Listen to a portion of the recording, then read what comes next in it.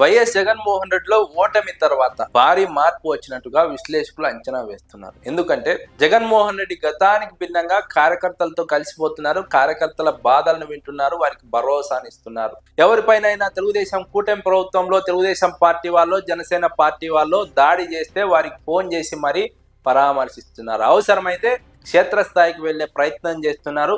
వెళ్ళిన సందర్భాలు కూడా ఉన్నాయి. ఆ వెళ్ళిన సందర్భాల్లోనే తిరిగి జగన్మోహన్ రెడ్డిపై కేసులు పెట్టినటువంటి సందర్భాలు కూడా ఉన్నాయి. జగన్మోహన్ రెడ్డి రైతులకు మద్దతుగా నిలిచేందుకు క్షేత్రస్థాయిలోకి వెళ్లారు. మిర్చి రైతులు మొదలుకొని మామిడి రైతుల వరకు, పొగాకు రైతుల వరకు, అరటి రైతుల వరకు జగన్మోహన్ రెడ్డి నేరుగా క్షేత్రస్థాయిలోకి వెళ్లి ప్రజల వద్దకు వెళ్లి ప్రజలతో కలిసి పోరాటం చేశారు. ప్రభుత్వంపై ఒత్తిడి తీసుకొచ్చారు. కేంద్రానికి లేఖలు రాసే పరిస్థితిని జగన్మోహన్ రెడ్డి తీసుకువచ్చారంటే అది జగన్మోహన్ రెడ్డి ఎంత ప్రభావం చూపారో అర్థం చేసుకోవచ్చు. అదే విధంగా రాష్ట్ర స్థాయిలో ఉన్నటువంటి కమిటీలన్నీ నియామకాలు పూర్తి చేసుకుంటూనే మరోవైపు క్షేత్రస్థాయిలో కమిటీలన్నీ పూర్తి చేసుకుంటూ దిశానిర్దేశం చేస్తూ పార్టీని సంస్థాగతంగా బలోపేతం చేస్తూ అదే సమయంలో మరోవైపు పార్టీ కార్యకర్తలను పరామర్శిస్తూ పార్టీ కార్యకర్తలకు అండగా నిలుస్తూ వారికి ప్రత్యేక సమయం కేటాయించి ప్రతిరోజు వందలాది మందిని కలుస్తూ వందలాది మంది సమస్యలను ఓపికగా వింటూ జగన్మోహన్ రెడ్డి వచ్చే ఎన్నికలకు 1.5 సంవత్సరం పాటు ప్రజల్లో ఉండే విధంగా,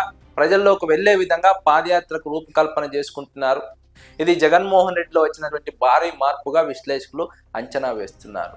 గతానికి భిన్నంగా జగన్మోహన్ రెడ్డి వ్యవహరిస్తున్నారు. పూర్తి సమయం ప్రజలకే కేటాయిస్తున్నారు. 1.5 సంవత్సరం పాటు ప్రజల్లో ఉండడం అంటే సామాన్యమైనటువంటి విషయం కాదు.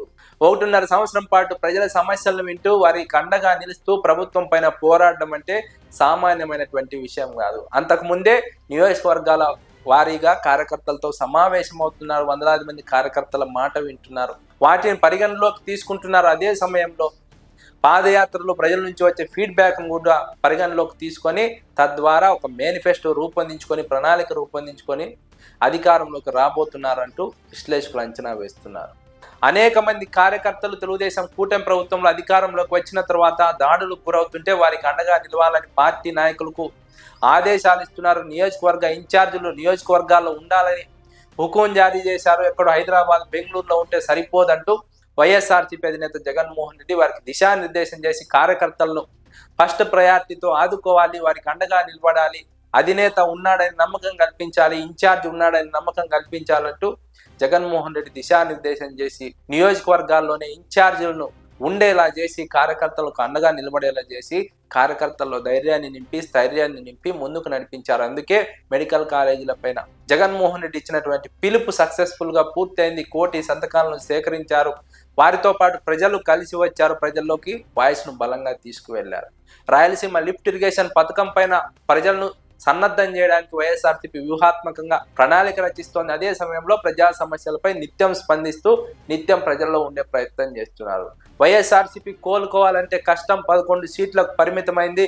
ఎప్పుడూ లేనటువంటి అపజయాన్ని మూట కట్టుకుంది. మళ్ళీ జగన్మోహన్ రెడ్డి బౌన్స్ బ్యాక్ కావాలంటే చాలా కష్టమని మాట్లాడినటువంటి కాలంలో జగన్మోహన్ రెడ్డి వాటన్నింటినీ పటాపంచలు చేస్తూ మళ్ళీ జనంలోకి వచ్చారు. ప్రజలతో కలిసి నడిచారు. కార్యకర్తలకు అండగా నిలిచారు. కార్యకర్తలతో భరోసా నింపారు. దీంతో వైఎస్ఆర్సీపీ కార్యకర్తలు కూడా తెలుగుదేశం కూటమి ప్రభుత్వం ఎన్ని ఇబ్బందులు పెట్టినా, ఎన్ని కేసులు పెట్టినా, ఎన్ని దాడులు చేసినా మళ్ళీ జగన్మోహన్ రెడ్డిని సీఎంగా చేయడానికి నిరంతరం శ్రమిస్తున్నారు. ఇదంతా కూడా జగన్మోహన్ రెడ్డి అధికారం కోల్పోయిన తర్వాత తనను తాను విశ్లేషించుకొని భవిష్యత్తులో ఏం చేయాలో నిర్దేశించుకొని అందుకు తగ్గట్టుగా వ్యూహాత్మకంగా ప్రణాళిక రచించుకొని ముందుకు వెళ్తున్నటువంటి వైనాన్ని విశ్లేషకులు ప్రస్తావిస్తున్నారు. ఇదంతా కూడా జగన్మోహన్ రెడ్డిలో వచ్చినటువంటి భారీ మార్పుకు నిదర్శనంగా విశ్లేషకులు అభిప్రాయపడుతున్నారు. జగన్మోహన్ రెడ్డి భవిష్యత్తులో ఇంతే పట్టుదలతో, ఇంతే ఆత్మవిశ్వాసంతో ప్రజల్లోకి వెళ్ళి ప్రజల్లో ఉండి పోరాడితే అది ఖచ్చితంగా తెలుగుదేశం కూటమి ప్రభుత్వానికి చాలా ఇబ్బందికర పరిణామం. దీన్ని అడ్డుకోలేనటువంటి పరిణామంగా విశ్లేషకులు అంచనా వేస్తున్నారు. వైఎస్ఆర్సీపీ అధికారంలోకి రావడాన్ని ఎవరు అడ్డుకోలేరని మాట్లాడుతున్నారు.